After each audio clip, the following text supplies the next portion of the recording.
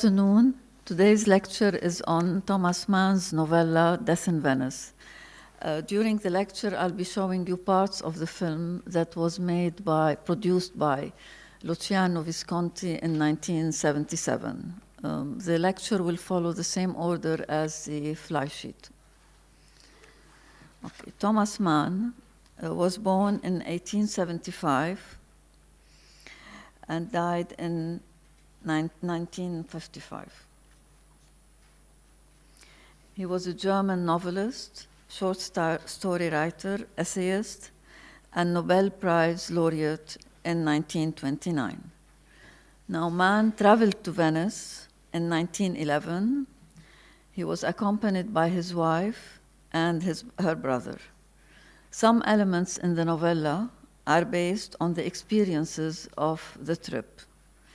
Mann stayed in the same hotel, in the Grand Hotel de Bain, the cholera episode, and the beautiful young Polish boy. Actually, the experiences of Mann's trip do not constitute the foundation of Death in Venice. That was written between 1911 and 1912. But they are sources of the author's inspiration. The lecture will not offer an autobiographical reading of the novella. Death in Venice is highly symbolic, with deep insight into the psychology of the artist and intellectual. I will focus on the Freudian perspective or the Freudian interpretation in the novella, though it was written 18 years before what you read last week, Freud's Civilization and its Discontents, that was published in 1930. The major themes in the novella are art and beauty and the artist's obsession with beauty, fatal obsession. Thomas Mann was asked about the novella and he answered briefly, Death in Venice is a story about the dignity of the artist. I'm sure he meant the abandonment of dignity. I'll start by describing the main character in the novella. Gustav Aschenbach is the main character in the novella, a distinguished artist and writer in his early 50s. He is ennobled on his 50th birthday, acquires the aristocratic title von for his artistic achievement and his epic on the life of Frederick of Prussia. He is son of an official. His forefathers lived a strict, ordered, disciplined life in the service of the state and the king. He conforms to a pattern of self-discipline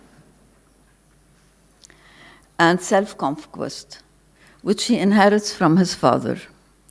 Cerebral, dedicates long hours to his work, labors at the edge of exhaustion, being accustomed to working as he dresses in the morning.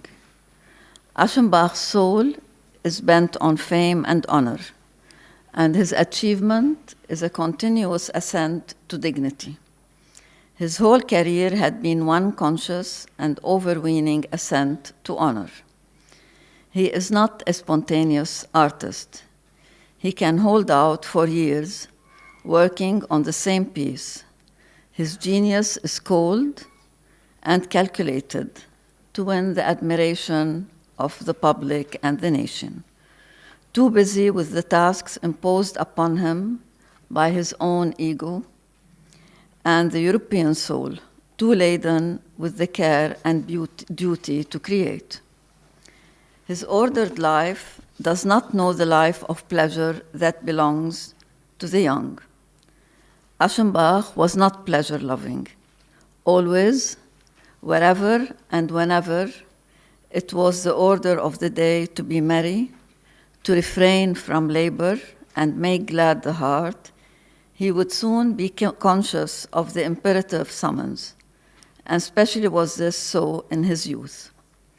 In his 35th year, an observer says, Aschenbach has always lived like this, and the speaker closed the fingers of his left hand like this to a fist, and never like this, and he let his open hand hang relaxed from the back of the chair. The closed fist symbolizes the enslaved and repressed emotions of Aschenbach. Now, despite the honor, fame, and status in society, Aschenbach gets no joy of his work, though the nation pays him homage, though the school authorities are teaching selections from his work. His art is war. He is the soldier, artist, who fulfills all the requirements of civilization: order, self-command, self-conquest, repression, and mastery of instincts. But the price the repressed artist pays is his loss of happiness that Freud discusses in chapter 8 of Civilization and its Discontents. He is the artist in the service of civilization and its cultural ideals. Now he feels the need for a break, somewhere new other than his mountain house in Munich. He decides to go on a journey from north to south, from Munich to Venice, the romantic and sunny city. Has it not been written that the sun beguiles our attention from things of the intellect to fix it on things of the sense? The sun, they say, dazzles, so bewitching reason and memory that the soul, for very pleasure, forgets its actual state. Such are the thoughts of Aschenbach. It is precisely in Venice that his soul forgets its actual state. It is in Venice that his illicit adventure begins. His favorite motto is "Hold fast," easily applied in Munich, completely abandoned in the romantic city of Venice. Now I will examine the character of Aschenbach in Venice and its discontents. Okay. Aschenbach is described as solitary, unused to speaking of what he sees and feels, has mental experiences which are at once more intense and less articulate than those of the gregarious man. Solitude gives birth to the original in us, to beauty unfamiliar and perilous, to poetry, but also it gives birth to the opposite, to the perverse, the illicit, the absurd. These few lines are a prediction of the artist's proneness to disproportionate feelings, paying homage to beauty. Now, Aschenbach arrives to the Hotel de Bain on the Lido Island. And what you saw in the film, while waiting for dinner, he sees an aristocratic Polish family. The mother, 3 sisters dressed like nuns, and a 14-year-old boy wearing a sailor suit. He looks like a pampered darling of the partial love of his mother. He notices the perfect and godlike beauty of Tadzio, who is as beautiful as a tender young god. The face of Tadzio recalled the noblest moment of Greek sculpture. Pale, with sweet reserve, the brow and nose descending in one line, the winning mouth, the expression of pure and godlike serenity. He has never seen in art or in nature such perfection of form and personal charm. Here Tadzio is compared to the Spinario, a Greek bronze sculpture from the classical period. Later, the Spinario became a model for artists during the Renaissance period. At a later stage in the novella, the divine lines of the body of Tadzio become his model. He enjoys the beauty before his eyes, the grace of the body, the head of Eros. At this stage, the contemplation of the beauty of the boy is purely aesthetic in nature, compared to the artist's ravishment over a masterpiece, but this time a masterpiece from nature's own hand. The admiration of Aschenbach is unbounded, the delight of his eye unending. We can interpret his admiration as just artistic interest at this stage. Second stage is that of infatuation. Aschenbach, infatuated with the perfect beauty of the boy, is thrilled with the idea that the boy might not live to grow old. He is delicate, he is sickly, he will most likely not live to grow old. He did not try to account for the pleasure the idea gave him. The pleasure he feels reflects his deep wish that the beauty of Tadzio will not degenerate and decay with old age. Our solitary starts seeing the boy constantly. The morning hours are the happiest hours of the day, where he has the opportunity to contemplate and admire the beautiful apparition of Tadzio. His beauty is lovelier than words could say. Okay, now I'll discuss the third stage, that of obsession. As the novella progresses, the infatuation is transformed into compulsive obsession. Seeing Tadzio is left no more to chance. Now daily Aschenbach waits for Tadzio. His day is over when Tadzio departs from his sight. He follows the boy in every move, what you saw in the film, in the piazza, to the Sunday Mass at St. Marco's Church, fully aware that his behavior will seem ridiculous to whoever is watching. Sometimes their glances meet. There can be no relation more strange, more critical than that between two beings who know each other only with their eyes, who meet daily, yes, even hourly. Now the artist realizes that Tadzio is not unresponsive to his admiration. The obsession with Tadzio signals the beginning of the downfall of Aschenbach, the collapse of the ego, the reality principle, and the superego.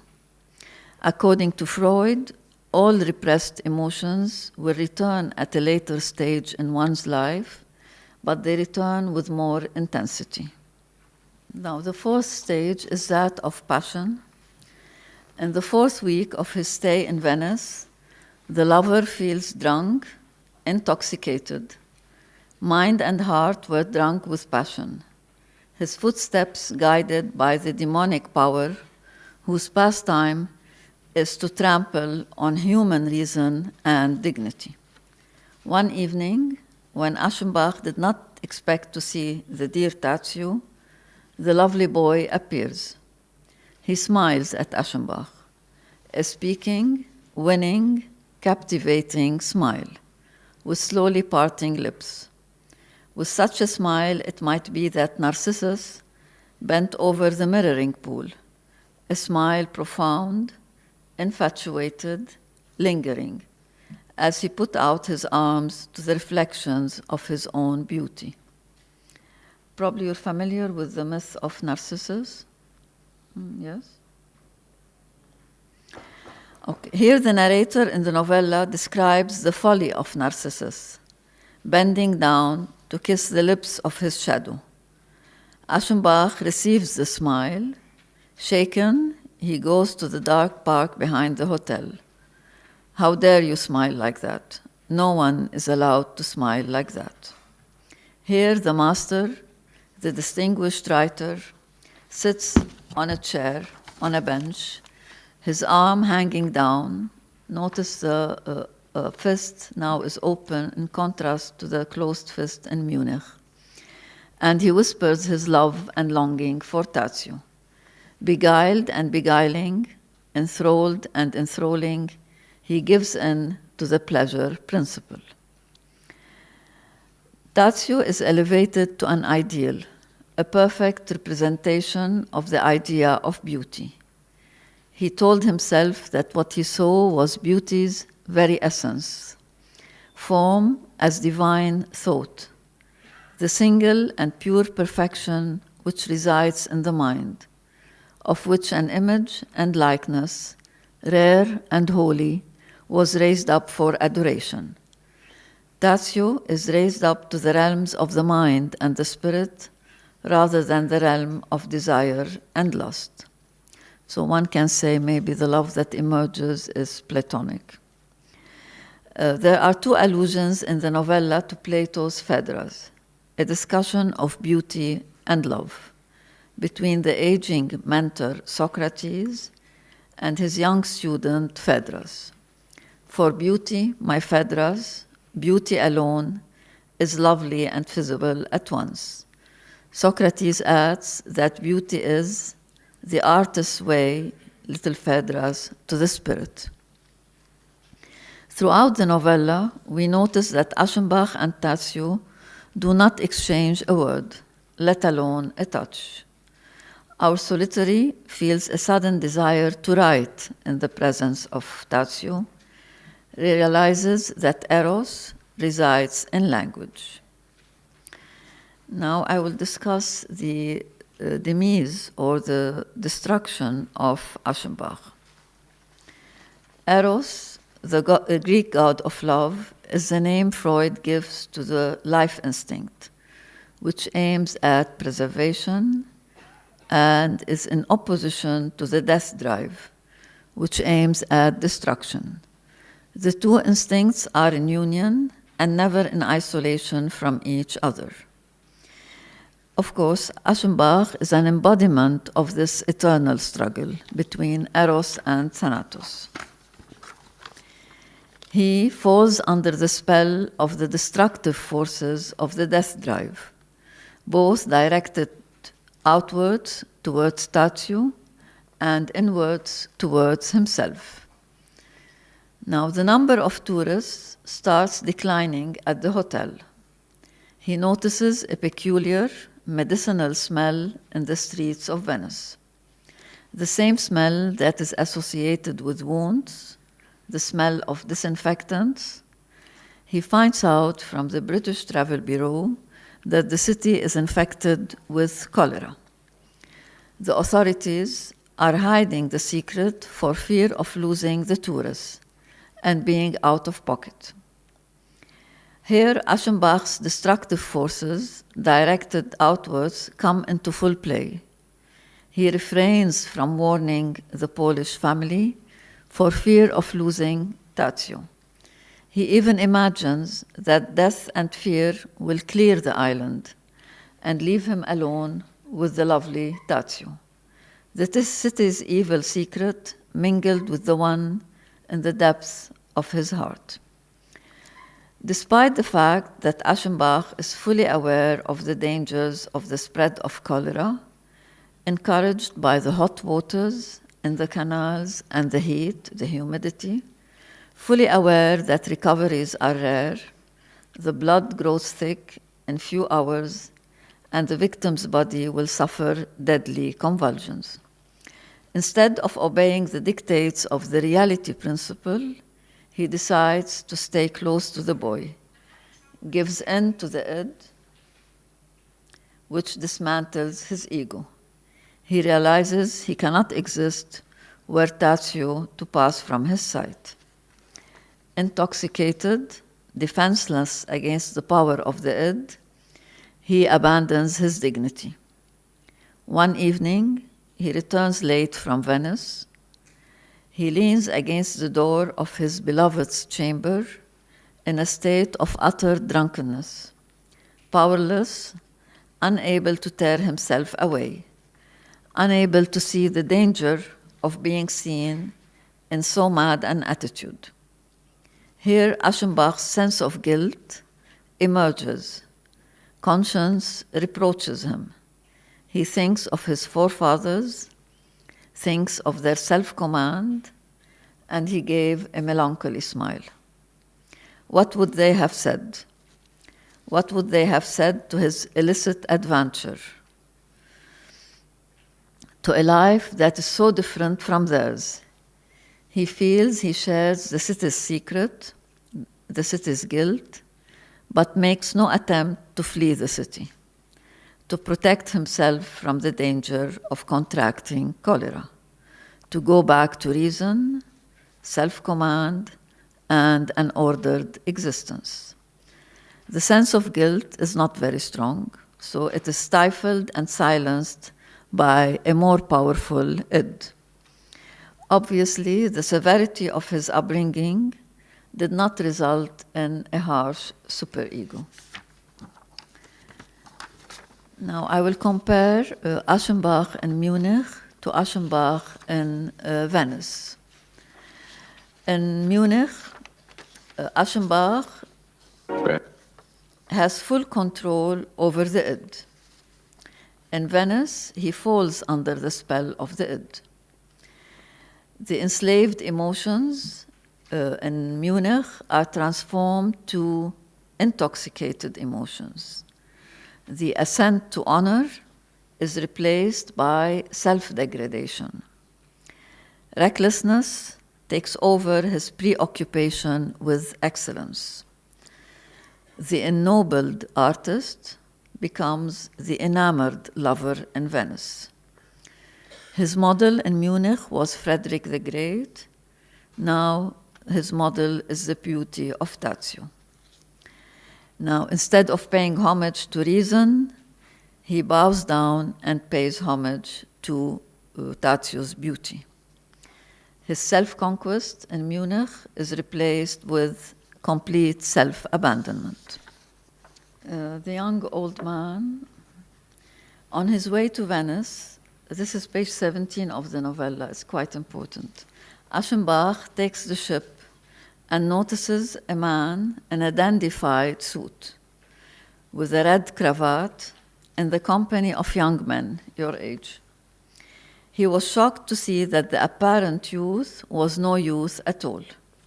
He was an old man, beyond a doubt, with wrinkles, the brown hair, a wig. Aschenbach finds the artificial youth of the old man truly repulsive and disgusting. Towards the end of the novella, Aschenbach comes to resemble the dandified young old man he saw on the ship. This is the guilt of identification. He starts adding color to his dress, wearing smart ties, adds jewelry and perfumes. It seems that the youthful beauty of Tazio fills him with disgust of his gray hair, his aging body and skin. He starts visiting the hotel barber, what you saw in the film, frequently, desperately trying to regain the freshness of youth. The barber promises to restore his youth. Aschenbach yields to the barber. He starts dyeing his hair, wearing cosmetics, adding color to his cheeks and lips. Now we can compare the Aschenbach to the city of Venice. Here, Aschenbach's passion is compared to crime.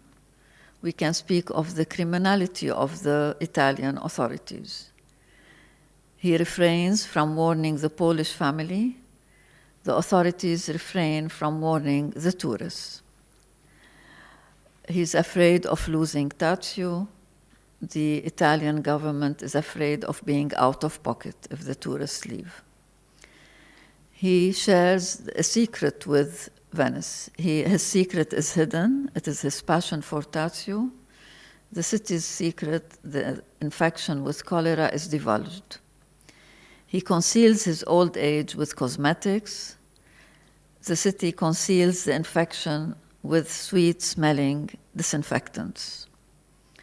At the end, we see that Aschenbach contracts cholera and he dies. Again, we see the decay and decadence of Venice. Okay, this is the last part of the lecture. Despite the fact that he was feeling ill, he follows the boy in the infected, decaying dark streets of Venice. He hunts the Polish family in 3 directions, but in vain. So he gives up the search. Aschenbach sits down on the steps of a well, leaning his head on the rim, sliding, sinking into the abyss. There he sat, the master. This was he who had found a way to reconcile art and honors, renounced bohemianism and all its works, all sympathy with the abyss.